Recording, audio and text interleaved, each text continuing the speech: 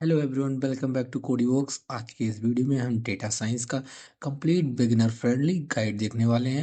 इसमें हम देखेंगे what is data science, real life examples, इसके salary, scope, skills, roadmap, complete video देखेंगे इसमें। ठीक है। और कैसे आप डेटा साइंस में अपना करियर स्टार्ट कर सकते हो। तो चलिए बिना टाइम वेस्ट किए शुरू करते हैं हम। सबसे पहले बात करते हैं डेटा साइंस की। डेटा साइंस एक मल्टी नेशनल टाइप की फील्ड है जिसमें हम डेटा को कलेक्ट करते हैं, प्रोसेस करते हैं, एनालाइज करके मीनिंगफुल इंसाइट निकालते हैं, और ये इंसाइट कंपनीज को इंपॉर्टेंट डिसीजन लेने में हेल्प करता है। सिंपल वर्ड में कहें, data science equal to data analysis plus machine learning plus statics. इसका मेन पर्पज होता है डेटा को नॉलेजेबल में कन्वर्ट करना, जिससे बिजनेस प्रॉब्लम सॉल्व हो सके। समझ गए होंगे आप डेटा साइंस होता क्या है। अब बात करते हैं रियल लाइफ एप्लीकेशंस की। आप डेली बेसिक्स पर डेटा साइंस का यूज़ देखते हो। जैसे हमारा वन नेटफ्लिक्स रिकमेंडेशंस, जो मूवीज आपको दिखती हैं वो डेटा साइंस से डिसाइड होती हैं। दूसरा है fraud detection. Bank suspension transaction को डिटेक्ट करते हैं ये सब। अमेजॉन प्रोडक्ट सजेशंस हुए। You may also like section, जैसे सजेशंस आती हैं आपकी, वो सब सारी चीज़ें इसी से होती हैं। Health care predictions, digestion diagnosis और ट्रीटमेंट ऑप्टिमाइजेशन, ये सब कुछ इसके अंदर इसी से होता है। Weather forecasting, accurate weather prediction using data models. इसका मतलब डेटा साइंस हर जगह है। एंटरटेनमेंट में है, फाइनेंस में है, हेल्थ केयर में है, ट्रेवल में है, सब जगह है। समझ गए आप।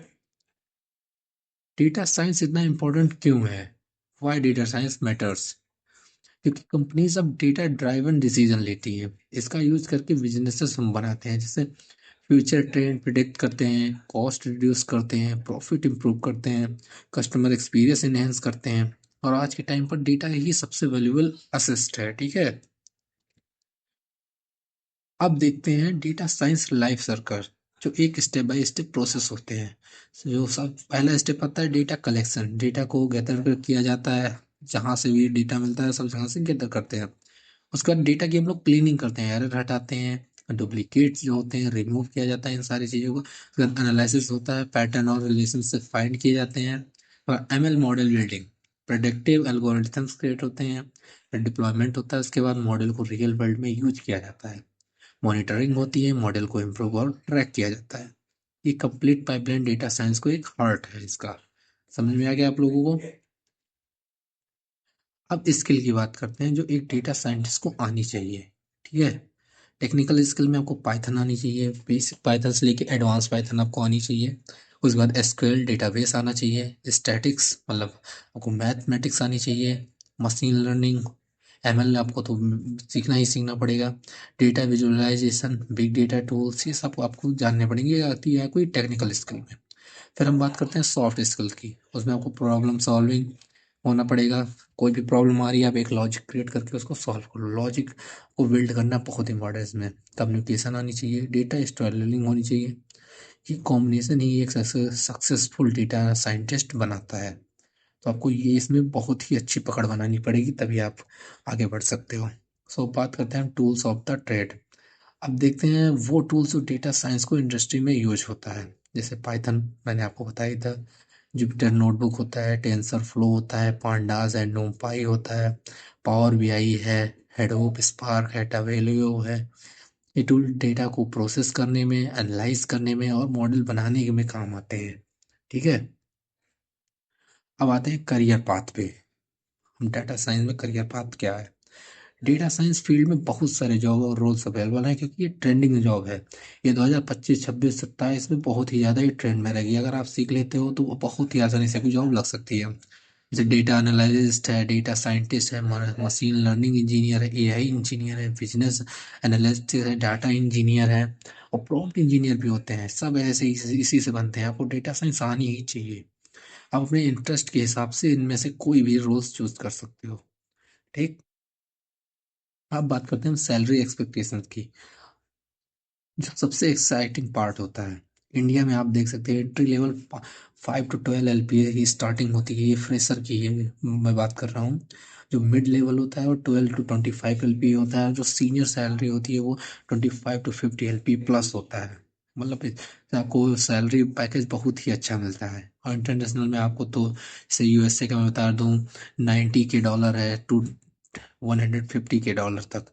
ये सैलरी एक्सपीरियंस, स्किल और कंपनी पर डिपेंड करती हैं, कैसे क्या कंपनी है, कैसे क्या उनके यहाँ एक्सपीरियंस है। ठीक है, अब हम बात करते हैं इंडस्ट्रीज यूजिंग डेटा साइंस। कौन कौन सी इंडस्ट्रीज में डेटा साइंस का यूज होता है। ठीक है, आईटी हुई, फाइनेंस हुई, हेल्थ केयर हुई, e commerce, marketing, telecom, education.